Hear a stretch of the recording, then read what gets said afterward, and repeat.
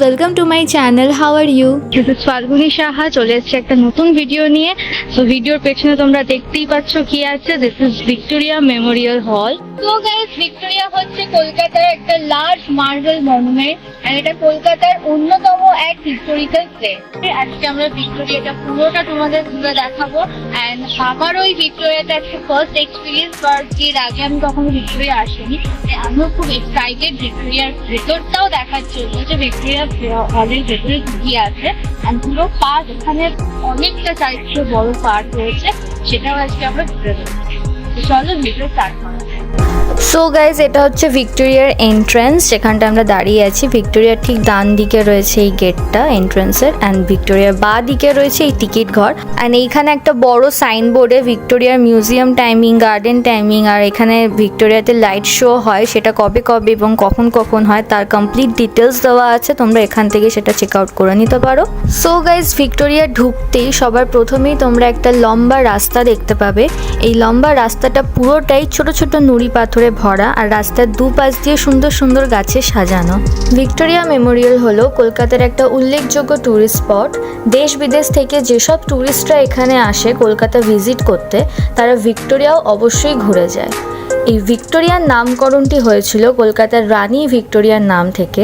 1901 সালে রানী ভিক্টোরিয়া মারা যাওয়ার পর তখন ব্রিটিশ সাম্রাজ্যের অধীন ভারতের গভর্নমেন্ট জেনারেল লর্ড কার্জন রানী ভিক্টোরিয়ার স্মৃতিসৌধ হিসেবে ভিক্টোরিয়া মেমোরিয়াল বানানোর কাজ শুরু করেন। প্রায় 20 বছর পর 1921 সালে ভিক্টোরিয়া মেমোরিয়াল জনসাধারণের জন্য খুলে দেওয়া হয়। 1943 সালে দ্বিতীয় বিশ্বযুদ্ধের সময় ভিক্টোরিয়া মেমোরিয়ালকে পুরো কালো রং করে দেওয়া হয়, যাতে জাপানি বিমানের বোমার হামলা থেকে ভিক্টোরিয়াকে বাঁচানো যায়। কারণ সেই সময় ভিক্টোরিয়া সাদা রং হওয়ায় চাঁদের আলোয় রাতের অন্ধকারে তা জ্বলজ্বল করত, ফলে সহজেই শত্রুদের চোখে পড়ত। তাই ভিক্টোরিয়া মেমোরিয়ালকে শত্রুদের হাত থেকে বাঁচানোর জন্য কালো রং করে দেওয়া হয়, যাতে তা আকাশপথে কোনো শত্রুর চোখে না পড়ে।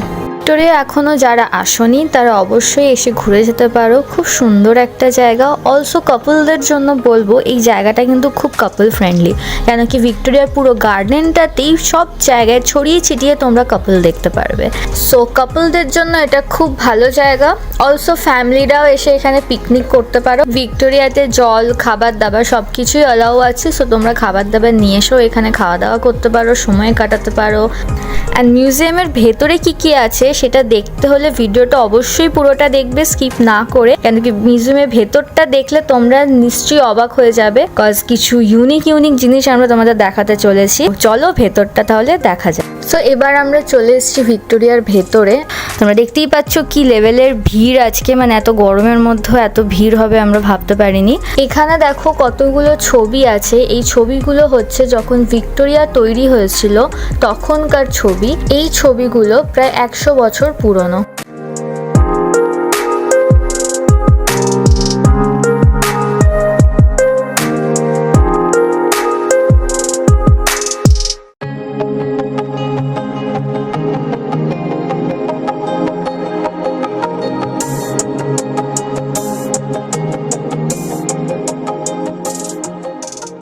আর দেখো সামনে একটা কাকিমা দাঁড়িয়ে পড়েছে মডেলের পোজ দিয়ে, একদম মিডল অফ দ্য ফ্রেম, মাথায় টুপিও পরে আছে। দেখতে দারুণ লাগছে। তোমাদের কেমন লাগলো ওনার পোজটা অবশ্যই কমেন্টে জানাবে।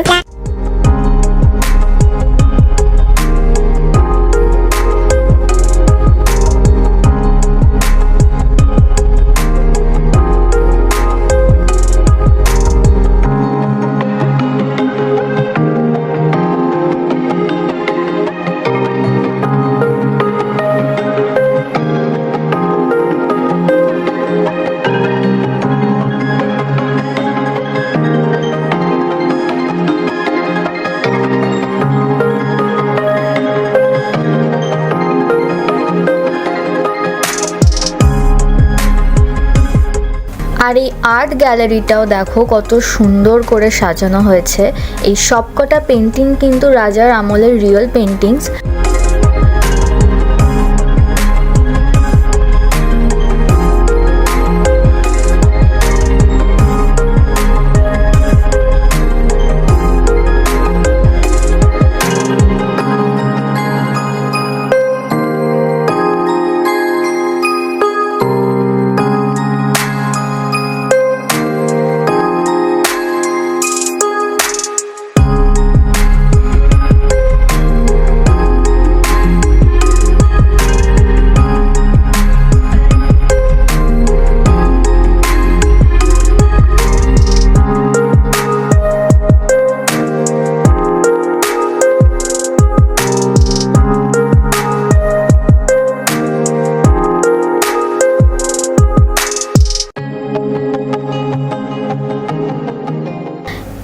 এই জাহাজটাও অনেক সুন্দর।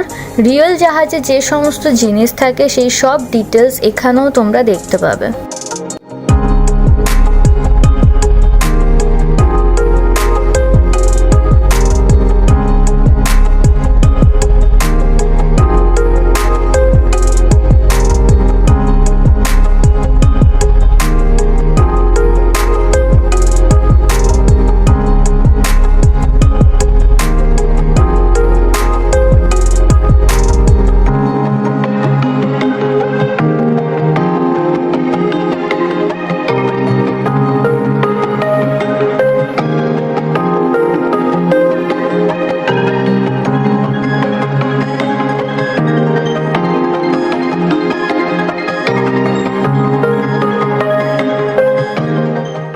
এখানে একটা মিউজিয়ামের ম্যাপও দেওয়া আছে, এখানেও তোমরা দেখতে পারো কোথায় কি আছে।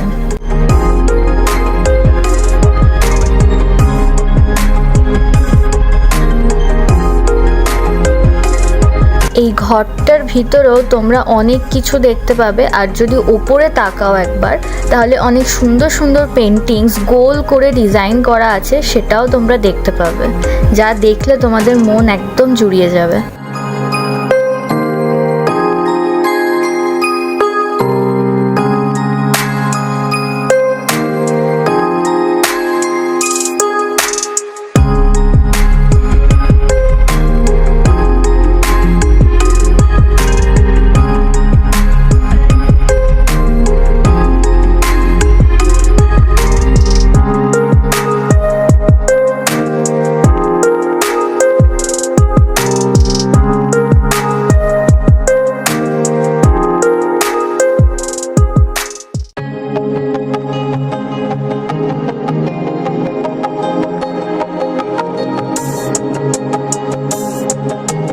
এখানে রাজার আমলের বিভিন্ন ধরনের তরোয়াল, কামান, বন্দুক সবকিছু সাজানো আছে।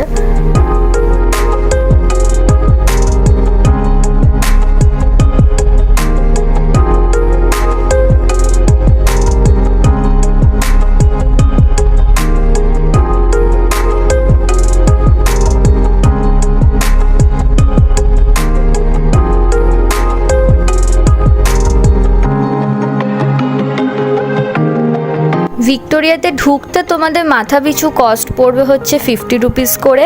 50 রুপিসে তোমরা গার্ডেন প্লাস মিউজিয়ামের ভেতরটা দুটোই ঘুরে দেখতে পারো।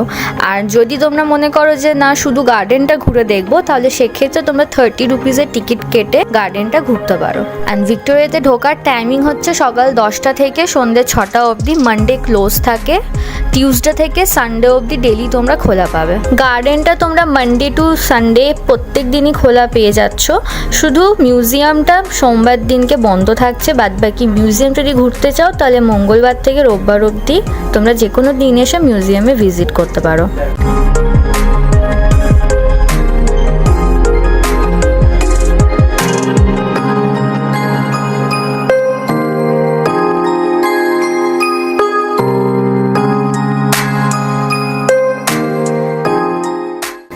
সো গাইজ, এবার আমরা যাচ্ছি মিউজিয়ামের দোতলায়, ওপরে কি কি আছে তা দেখার জন্য।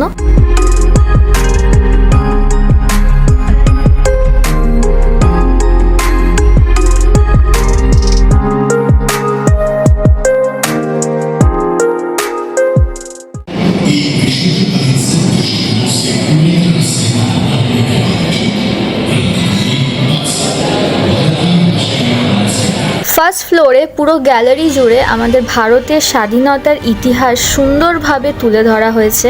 এখানে বিভিন্ন জায়গায় প্রজেক্টরের মাধ্যমে নানা বিপ্লবীদের ছবি ও তাদের কাহিনী সুন্দরভাবে ডিজিটালি দেখানো হচ্ছে। এছাড়াও স্বাধীনতা সংগ্রামের সময় রেয়ারেস্ট বিভিন্ন রকমের জিনিস তোমরা এখানে দেখতে পাবে।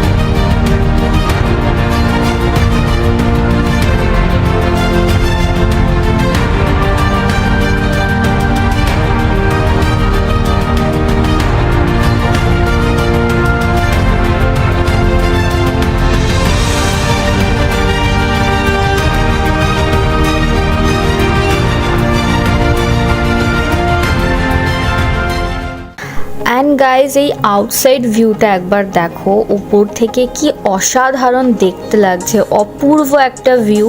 মনে হয় এখানেই যেন ঘন্টার পর ঘন্টা কাটিয়ে দিই। আর তোমাদের শুরুতেই বলেছি যে ভিক্টোরিয়ার চারিপাশেই বড় পার্ক রয়েছে, সো ওই পার্কটাও তোমরা দেখতে পারো, খুব সুন্দর। ভিক্টোরিয়ায় আসার জন্য হাওড়া থেকে যারা যাবে তারা হাওড়া স্টেশন থেকে বাস ধরে এক বাসে ভিক্টোরিয়া পৌঁছে যেতে পারো। আর শিয়ালদা থেকে যারা যাবে তারা মেট্রো থেকে স্প্ল্যানেড আসবে, দেন স্প্ল্যানেড থেকে মেট্রো চেঞ্জ করে ময়দান নাম। ভিক্টোরিয়ার নিয়ারেস্ট মেট্রো স্টেশন হচ্ছে ময়দান। এখান থেকে ভিক্টোরিয়ার 10 মিনিটসের হাঁটা রাস্তা। এখানে বাইক বা গাড়ি 4 হুইলার পার্কিংয়ের ফেসিলিটি নেই, তাই নিজের দায়িত্বে সেগুলো রাখবে। সো গাইজ, ভিডিওটা তোমাদের কেমন লাগলো সেটা অবশ্যই কমেন্ট বক্সে জানিও। অ্যান্ড যারা আমাদের চ্যানেলে নতুন ভিডিওটা দেখছো অবশ্যই চ্যানেলটাকে সাবস্ক্রাইব করো অ্যান্ড বেল আইকনটা প্রেস করো, তাহলে আমাদের ফিউচার সমস্ত আপডেটস, ভিডিও আপডেটস তোমরা পেয়ে যাবে। অ্যান্ড এমন অনেকেই আছে যারা ভিডিও দেখছো বাট চ্যানেলটাকে সাবস্ক্রাইব করছো না, তারা প্লিজ চ্যানেলটাকে সাবস্ক্রাইব করো, কজ তোমাদের একটা সাবস্ক্রাইব, একটা লাইক আমাদের অনেক অনেক অনেক ইন্সপায়ার করে। সো ভিডিওটা ভালো লাগলে অবশ্যই লাইক, কমেন্ট, শেয়ার করে দিও। অ্যান্ড তারপরে দেখা হচ্ছে আবার নেক্সট ভিডিওতে। টাটা।